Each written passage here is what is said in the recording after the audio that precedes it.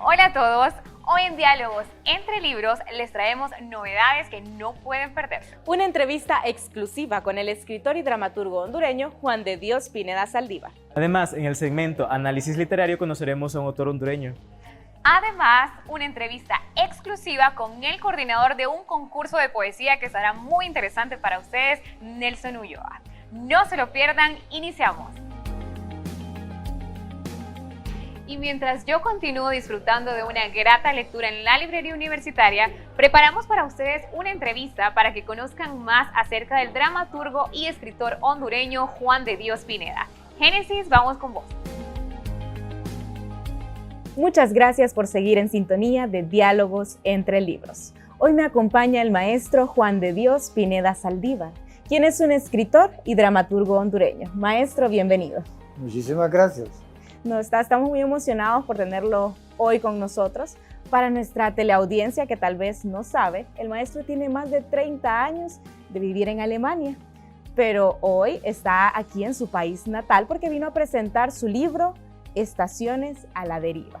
Maestro, cuéntenos un poquito acerca de este libro. Pues bueno, este libro arranca, digamos así, con unas primeras páginas escritas en Francia, precisamente en la ciudad de Burdeos. Allí fueron escritas las primeras páginas por una razón una historia que había vivenciado años atrás, una experiencia, y tenía que llevarla al papel. Y entonces, por suerte, en esa casa de Burdeos de unos amigos, me pusieron una máquina de escribir vieja, pero en orden, y unas páginas muy largas que había en esa época. Y ahí, de un solo tirón, escribí 20 páginas, un solo espacio. Y eso se quedó guardado por un tiempo en la gaveta cuando regresé a Alemania, porque venía de Alemania. Y la saqué 10 años después de la gaveta y me puse a ver lo que había escrito y ahí arranqué a continuar con eso. Y esas páginas primeras iniciales son el capítulo final de la novela. ¡Wow! ¡Qué interesante, maestro! ¿Hace cuánto inició usted a escribir este libro? Estamos en el 25, hace 42 años. 42 años. ¡Wow! Ya ese es el reflejo de todo ese tiempo, sin duda alguna. Maestro, es importante mencionar que este libro es una colaboración con nuestra editorial universitaria. Cuéntenos, ¿cómo llega esa colaboración? Mire, este libro tiene su aventura exterior, ¿no? Tiene su aventura exterior que sería parte para otro libro para contarlo. Pero en una de esas peripecias con el libro apareció en escena, por llamarlo así en términos de teatro, Benny Fischel Mejía, la poeta. Y me propuso que trabajáramos ese libro que yo le había mandado en la primera edición de 2008, que había publicado en España. Y lo había leído, le había gustado, y había por ahí un análisis crítico de él en Umaña. Y entonces con esas circunstancias, Benny me propuso que quería editarlo en su editorial. Y de esa manera hemos venido trabajando estos 3 años más o menos, hasta llegar al punto que aquí lo tenemos. Aquí lo tenemos. Qué bonito, maestro. Y hoy estamos muy orgullosos de tenerlo en territorio Puma. Bueno, maestro, usted ha vivido durante muchos años en Alemania. Cuéntenos cómo ha influido esto en su escritura y en su visión de Centroamérica o de Honduras en específico. Sí, muy interesante. Ha influido muchísimo. Estar en otra cultura le abre a uno mundos, perspectivas. Y es uno de los temas del libro precisamente que está colocado ahí. Y Alemania me ha dado a mí, bueno, yo no quería quedarme en Alemania. Yo llegué por 6 meses y a los 6 meses quería volver a regresar a Honduras, pero eso no fue posible. Entonces tuve que quedarme y lo primero que me atrapó fue, al regresar, tuve que hacerlo, fue que tenía acceso a una biblioteca del Seminario de Romanísticas, es decir, donde se enseña italiano, filología italiana, francesa y española. Y ahí había una gran biblioteca, puro español todo. Y ahí me puse a leer todo aquello que había querido leer alguna vez, y eso fue una de las cosas que que me puso en el camino a la literatura ya de lleno. Entonces hay muchas cosas que me ha dado Alemania, sobre todo la experiencia de los años 80, que fue cuando yo llegué, y es la solidaridad que había en esos años en varias ciudades, la solidaridad con Chile, con Nicaragua, ¿sí? y otros pueblos. Entonces participamos de este movimiento por la paz y por la solidaridad. Hay mucho más que contar lo que me ha dado Alemania. He tenido 2 hijos ahí y eso no es poco para un viajero que solo iba por 6 meses. De modo que hay más. He trabajado allí, he presentado trabajos míos, algunos traducidos, he presentado actos culturales de poetas de Honduras, Roberto Sosa, José Luis Quesada, de Nicaragua, Ernesto Cardenal, el Popol Vuh. El Popol Vuh lo presenté para niños y jóvenes y viejos en alemán. Qué increíble, qué gran trayectoria. Sí, bueno, hay más y entonces me ha dado un intercambio social, de conocimiento de la gente, de su cultura, porque desde ya antes de quedarme en Alemania, yo ya había leído algunos autores como Goethe, con el Fausto de Goethe, Schiller, Nietzsche.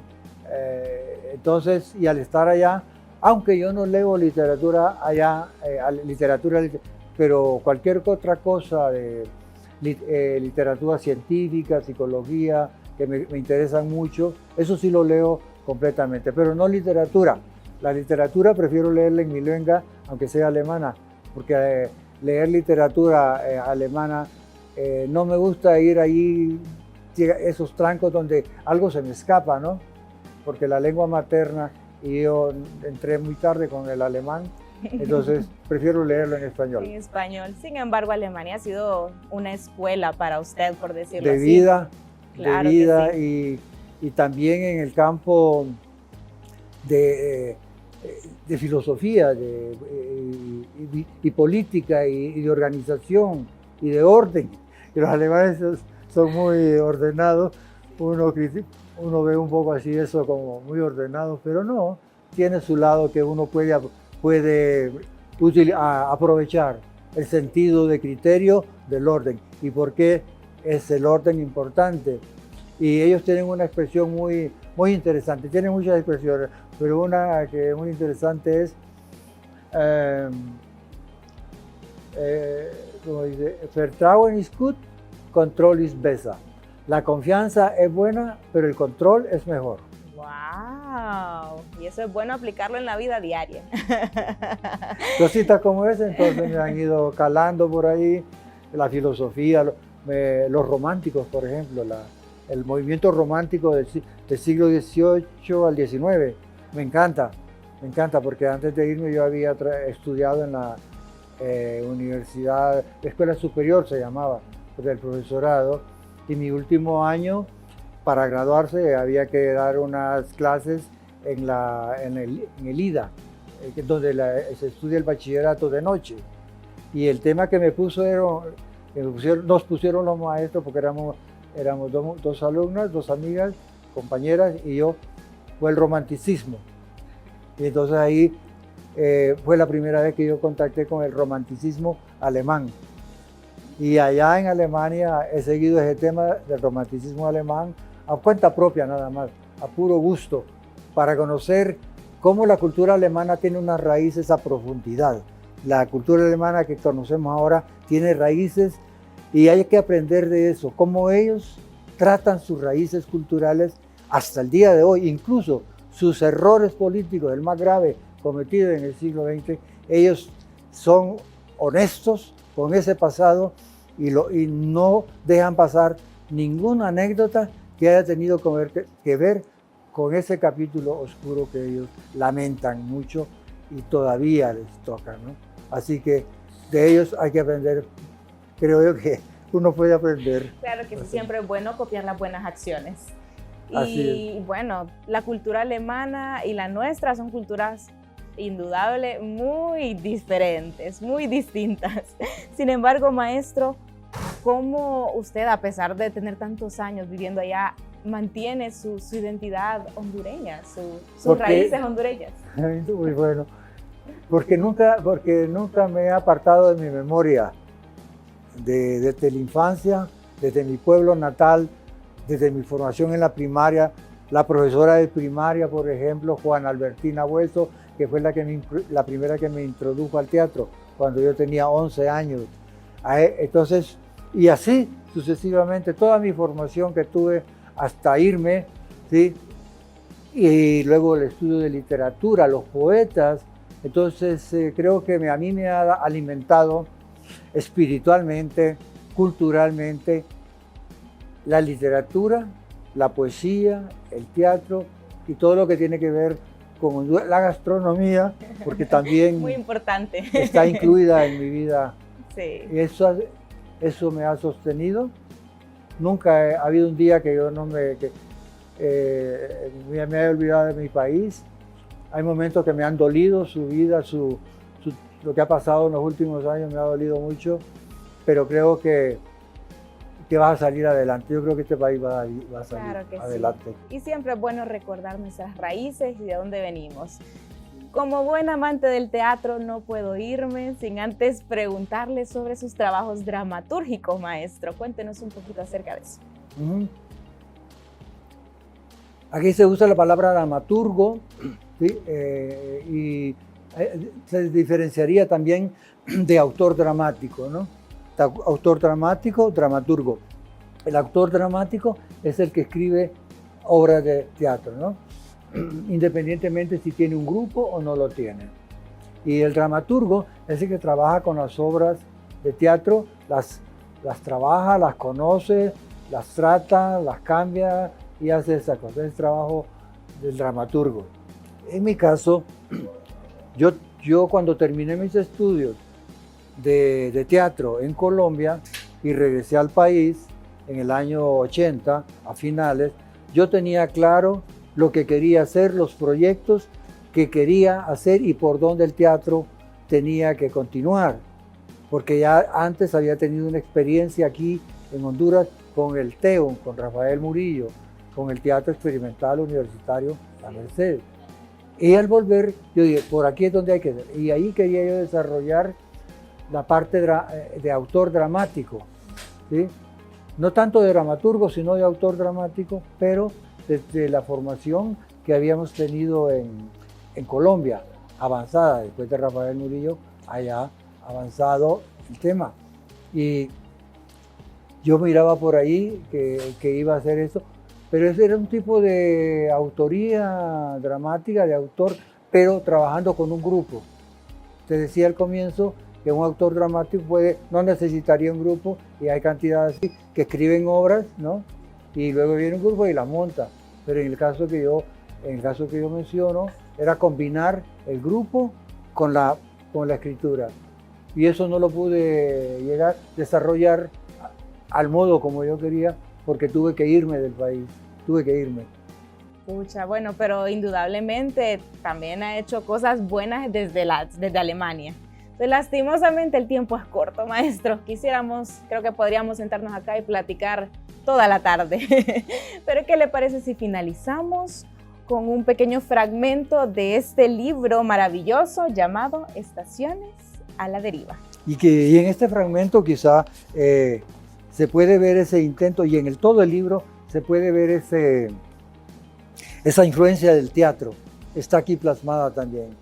Yo soy una especie de inmigrante, le decía al compañero aquí hace poco, a Diego, soy inmigrante del teatro a la literatura.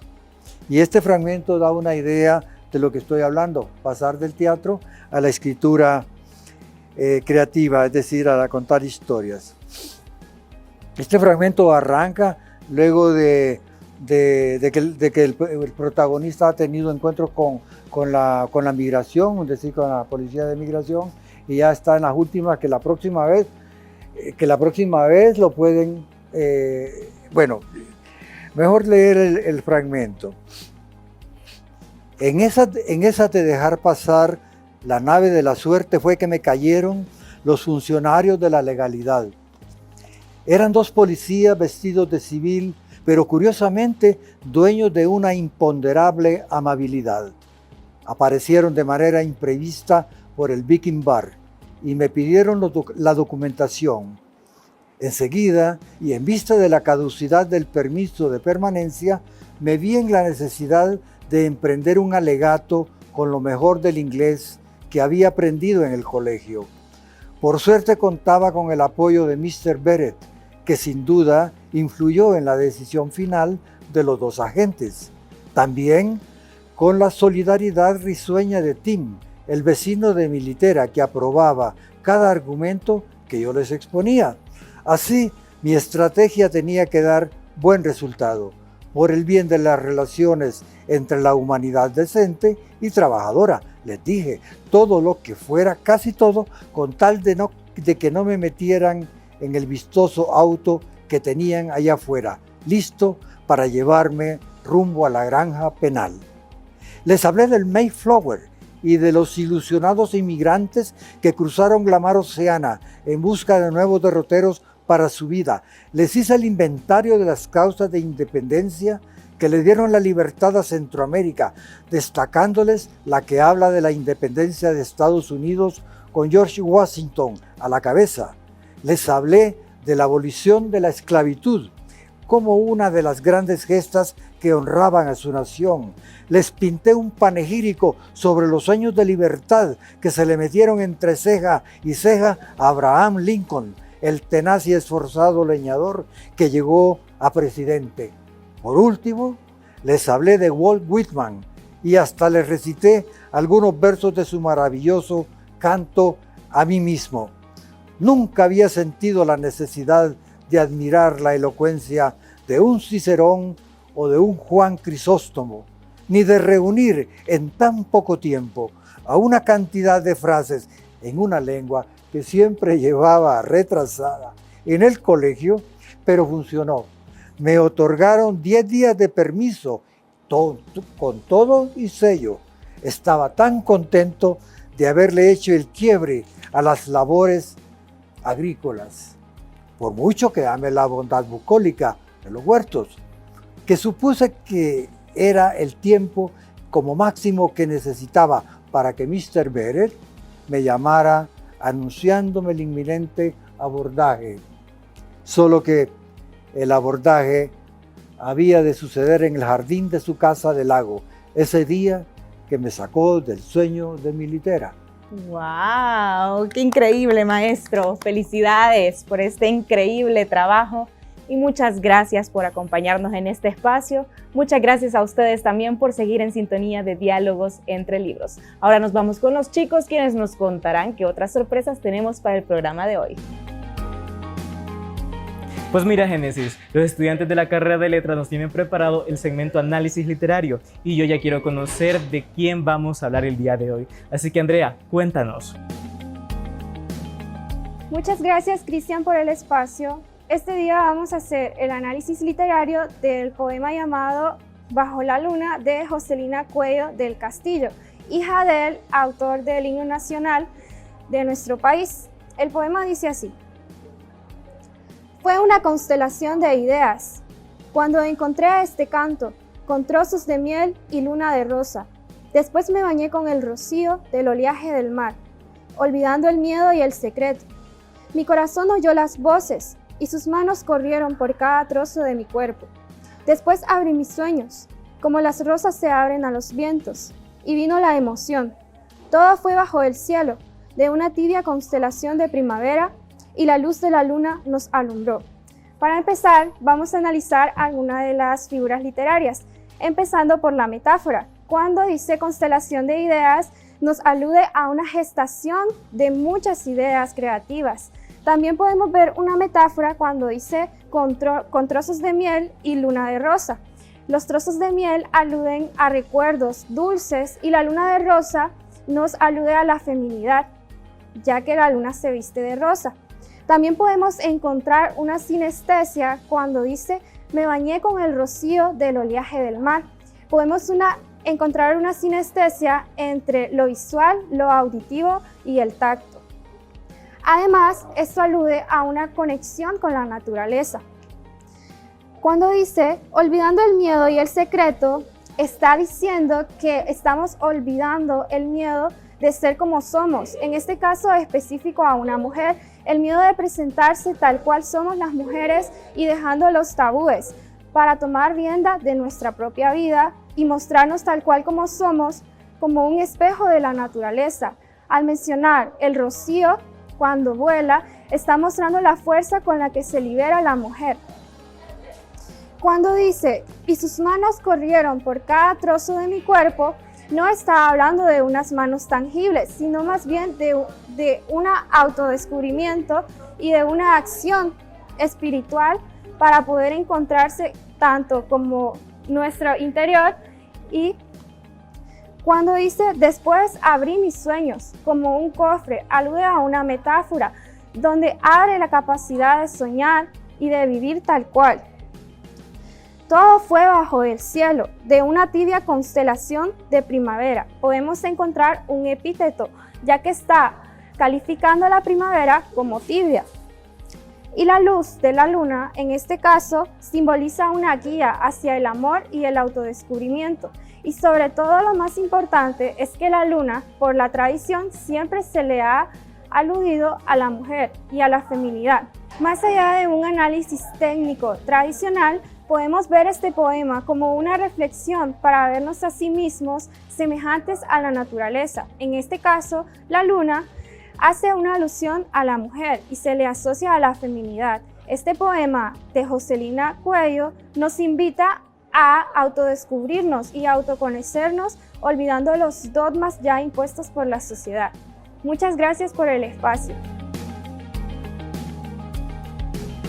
Hey Cristian, ¿ya te diste cuenta que la librería y tienda universitaria ahora también está en el técnico de tela? ¿En serio? ¡Qué bueno! Pucha, deberíamos ir a conocerla. Vamos, Bueno, vamos, pero no tengo dónde llevar mis cosas. yo tengo la solución perfecta para eso. ¿En serio? Casualmente, la librería y tienda universitaria acaba de sacar estos maletines. Están súper bonitos, fíjate, se parece a una mochila que tengo. ¿En serio? Mira. ¡Wow, qué bonita! Sí. ¿Sabes qué es lo mejor? Que están súper espaciosos y a los mejores precios. Eso es cierto, pero vámonos que vamos tarde a tela. Vámonos. Me ubico de este otro punto de la librería universitaria con el jefe de departamento de letras, Néstor Ulloa, que nos va a hablar sobre el premio universitario de poesía Amanda Castro. ¿Cómo se encuentra el día de hoy? Hola, muchísimo gusto. Un placer estar esta tarde con ustedes. Agradecido por la invitación para venir a conversar un poco sobre este premio de poesía que tenemos en el Departamento de Letras. ¿Y en qué consiste este premio universitario? Pues fíjese que el premio nace como una necesidad que hemos sentido para las nuevas generaciones de poetas que tenemos en el país, pero decidimos circunscribirlo al ámbito de los alumnos, de los estudiantes universitarios de nuestra alma mater. Es decir, el premio está dirigido a todos los estudiantes menores de 35 años que estén matriculados actualmente en cualquier campus y en cualquier carrera de la Universidad Nacional Autónoma de Honduras. Es un premio de poesía, por lo tanto, lo que pedimos a los muchachos aspirantes o concursantes es un libro completo de poesía totalmente inédito que va a ser revisado por un grupo de poetas para elegir un ganador. La idea es convertirnos, bueno, no es la idea de convertirnos porque ya nos hemos convertido, es decir, queremos ser un puente entre las nuevas generaciones de poetas que no encuentran en el país una plataforma de lanzamiento para su arte, ¿no? Es decir, los muchachos están escribiendo y muchas veces tienen todos sus textos ahí escondidos, ni siquiera se los enseñan a nadie, pero tienen esta vez la oportunidad de participar en este premio de poesía y como parte de este premio de poesía el ganador asiste invitado al Festival Internacional de Poesía Los Confines y tiene la oportunidad de compartir de igual a igual con poetas de más de 30 países que tienen cita en Honduras en el mes de mayo. ¿Y cuánto empieza ya las convocatorias para que los estudiantes universitarios puedan ir presentando sus libros? La convocatoria ya abrió, es más, ya solo queda una semana de la convocatoria. La convocatoria cierra el viernes 28 de febrero. Nosotros ya estamos recibiendo libros participantes, ya los muchachos y muchachas están enviando sus textos, ya los estamos recibiendo y tienen hasta el viernes 28 para enviar sus trabajos poéticos. Entonces, para recalcar, tienen que ser inéditos de ellos, los Sí. libros, ¿algún número específico de páginas? ¿De páginas? Sí, el texto completamente inédito, la temática es libre, entre 45 y 60 páginas. Eso sí, dentro de las reglas pedimos una declaración jurada de que es totalmente original, que es de su propia autoría, que no ha sido realizada con inteligencia artificial. Y lo más importante es que también si surgen algún tipo de problemas legales, el autor se hace cargo, es decir, el autor va a hacerse cargo de las consecuencias que esto genera, ¿no? Es decir, porque estamos queriendo,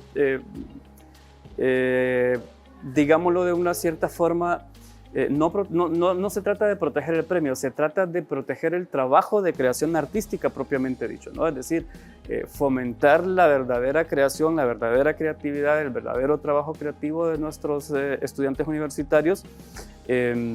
Y lo vamos a valorar, por supuesto, mucho más si es de creación propia, que si ha sido creado con la inteligencia artificial, que ya sabemos que se pueden hacer, pero que no es la idea del premio valorar este tipo de trabajo. ¿Y a dónde pueden llevar sus libros inéditos para presentarlos? Los libros los estamos recibiendo vía correo electrónico al correo letras.cu@una.edu.hn. Las bases las pueden consultar completas en el perfil de Facebook de la editorial universitaria y de la Facultad de Humanidades y Artes. Entonces, están completamente abiertos cualquier carrera.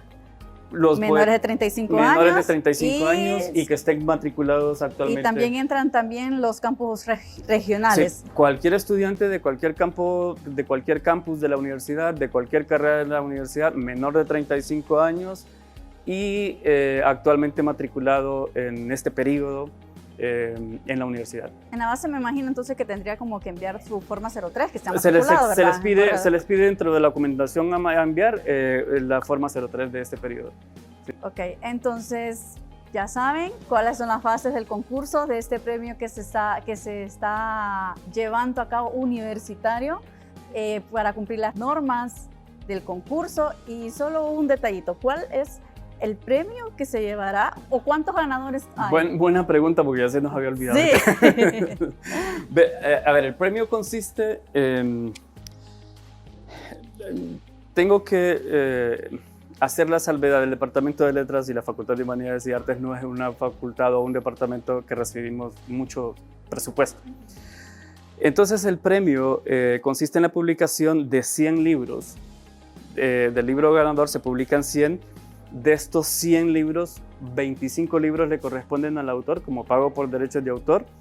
Y además el premio, como lo decía anteriormente, incluye la invitación de la poeta o el poeta ganador al Festival Internacional de Poesía Los Confines, por supuesto que con todos los gastos pagados, los 3, 4 o 5 días que dura el festival, en donde esta persona que gana puede tener acceso o va a compartir durante todas las actividades del festival, lo decía yo, con poetas nacionales y poetas internacionales de más de 30 países del mundo. ¿Y cuándo van a dar a conocer al poeta? El ganador se va a dar a conocer el 23 de abril, Día del Idioma, en el marco de la celebración del Día del Idioma y Día del Libro acá en Ciudad Universitaria. Entonces, ya saben, tienen una semana para que puedan enviar todavía esos libros de poesías que tienen ahí escondidos, que yo conozco a muchos universitarios y muchas personas que tienen ese don para que lo puedan enviar. ¿Solo nos dice el correo nuevamente? Sí, el correo es letras.cu@una.edu.hn. Les esperamos ahí con sus textos, sus trabajos, que sabemos que hay mucho talento y que hay mucho trabajo poético en todas las carreras de la universidad.